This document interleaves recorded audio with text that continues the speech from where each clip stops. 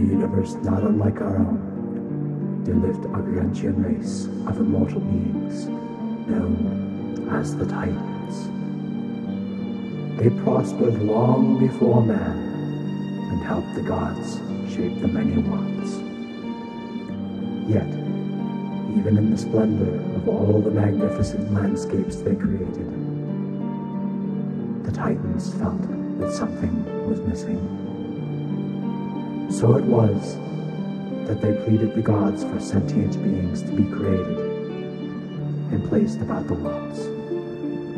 The gods granted their request, and before long, thousands of species came to live on each of the planets.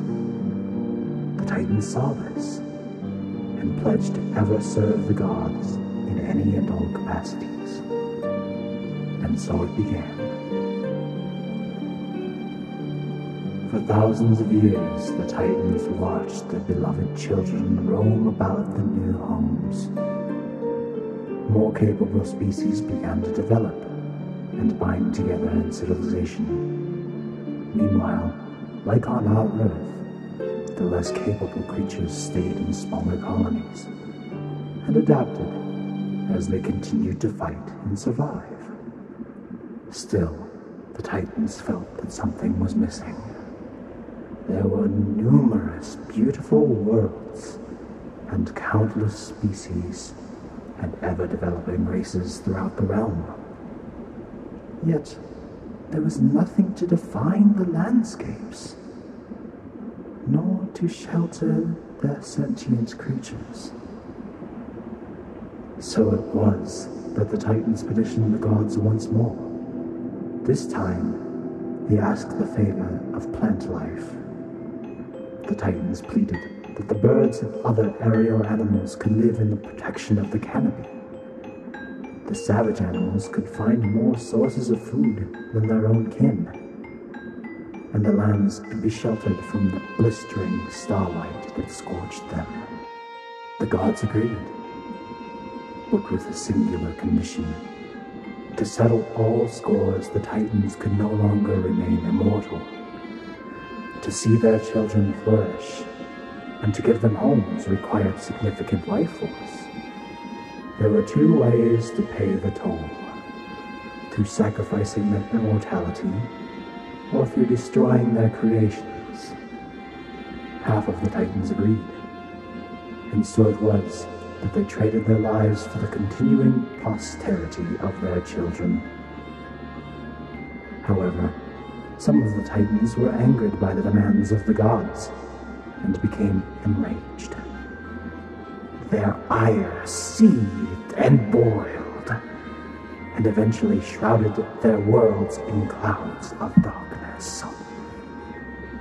Where there was peace, there was now hate, jealousy, and volition. Tribes waged war against each other, and countless lives were lost. Though civilizations continued to grow at exponential rates, nothing could stop the sentient beings from destroying one another. Gods themselves became angry. They demanded that the remaining immortal Titans destroy their infected worlds, lest the clouds of darkness spread to the dying Titans' creations. Should they not concede, life in all of the universes would prove ephemeral.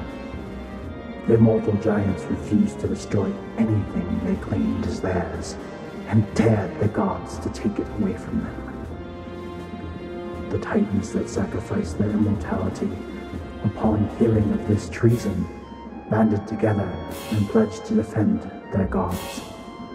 Calling themselves the Final Phalanx, they began to channel their remaining life force into a magical barrier surrounding their worlds in the heavens. The immortal Titans observed for a time and grew more spiteful by the day. Before long, they knew being barred from the heavens meant there was no coming back. All that remained was oblivion.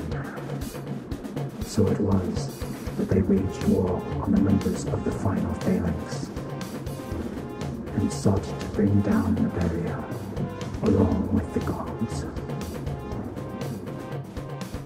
The gods were appalled that such violence could come from beings who wanted nothing more than to watch their children flourish. They decreed that the end was nigh, and apologized to the members of the final phalanx. The Titans were giving their lives to protect everything they held dear, but that would not be enough to forestall the coming apocalypse. Though saddened to know everything would come to an end, they understood the eventuality and inevitability of their plight. Nodding in complacency, they offered their final strength to the gods to wipe the universe clean of all life.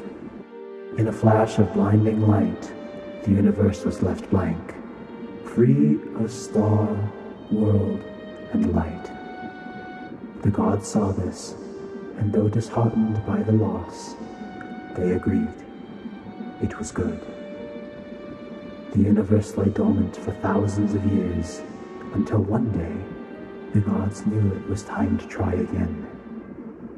In full agreement and accord, they shaped new worlds and pieced together the creations of the fallen Titans.